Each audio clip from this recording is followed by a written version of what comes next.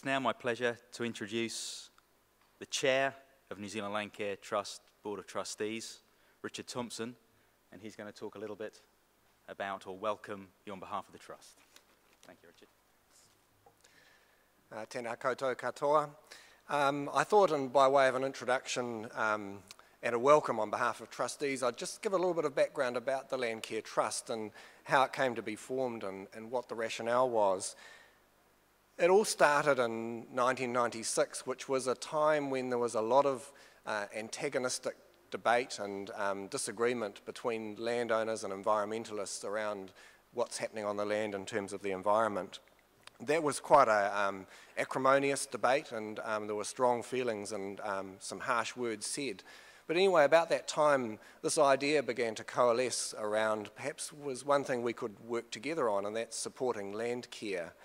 And two key organisations that were quite strong in that debate, Federated Farmers and Fish and Game, actually went along to the Minister for the Environment at the time, Simon Upton, and suggested to him that perhaps there wasn't a way in which people could work together to promote Landcare. And to his credit, he bought that idea. He thought that sounds pretty good and I'm willing to support it. And from that, the Landcare Trust was born. The Trust has 7 trustee organisations, and there's a mixture of landowner, recreation and environment organisations. There's, as you can imagine, some robust debate at times, given the nature of the people in the different trustee organisations and the sorts of things they stand for. But what we've been able to do over the years is to have that debate, but actually focus back on what our core purpose is, and that's promotion of Landcare. At the time it was unique. I think it's still relatively unique, certainly in New Zealand, to have that collection of organisations working together so well. And they're somewhat unlikely bedfellows when you think about it, but we actually all get on really well. And at the moment in New Zealand, collaboration is something of a flavour of the month, and it's become popular. And I personally am very supportive of that and work on collaborative ventures in my own private life. But we like to think that it's not new because we've been doing it for 16 years, and the Trust itself, I think, is a really powerful example of the fact that collaboration works. And I want to give my thanks to the trustees themselves, but also to their supporting their nominating organisations for the way in which all of those organisations have supported the Landcare Trust.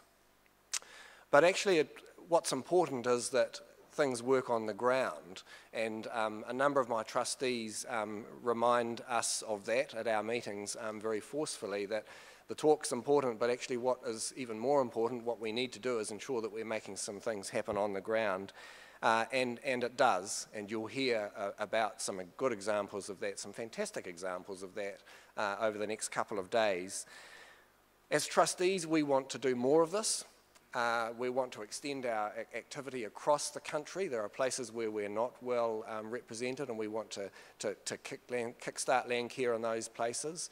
We also want to do it better, and occasions like this are a really good way of doing that, because you can reflect on what's happened in the past, you can kick around some new ideas and learn from people who are here today, and share in experiences, and so we all actually lift our game. I need to acknowledge the support of Ministers for the Environment over the years. Simon Upton I've already mentioned, but also Marion Hobbs and the now Minister Nick Smith have been really key supporters of ours. And you can see that it's a non-partisan support, so we've had support from both sides of the House, or actually we've got a many-sided House at the moment, but we have had support from both Labour and National ministers. And that's not an easy thing to do. They have to know enough about an organisation to actually understand what you're all about. They have to engage with their officials to negotiate the sort of support from the respective government department. But the hardest thing of all, I think, is that they have to engage with their colleagues and sell the concept of what they're supporting to their colleagues in order to get that funding. And we've been really lucky that we've had ministers prepared to go out there for us. It's a pity the minister's not here today to hear this, but I'll tell him tonight.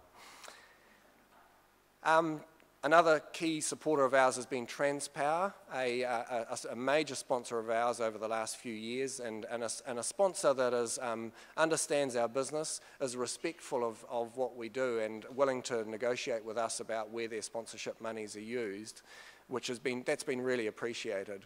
Also, working with officials, Ministry for the Environment, been a key support agency for us, and we've had a strategic partnership with the Ministry for many, many years now that's worked really well, and it's been appreciated that those people that are representing the Ministry have been so good and so willing to understand what we're about and be flexible about what we do. Also, MFE, Ministry of Agriculture and Forestry, and Department of Conservation in terms of the contestable funds that we've been quite successful in making use of.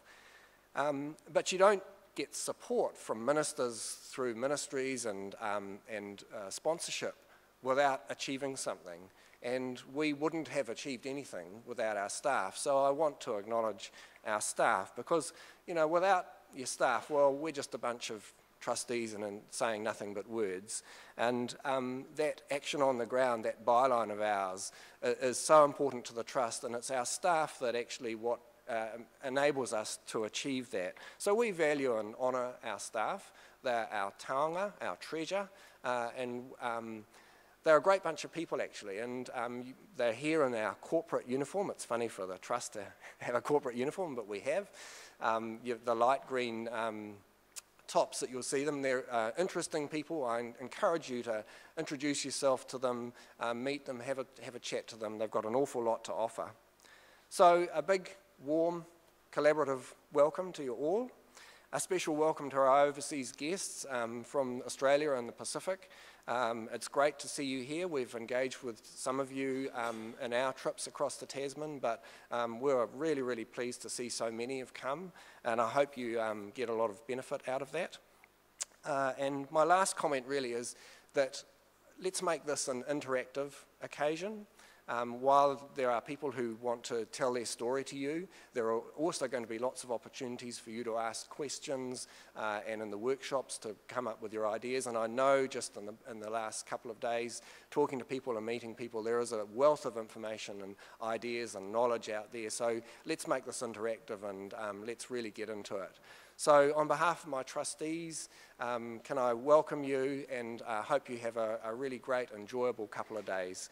Kia ora koutou.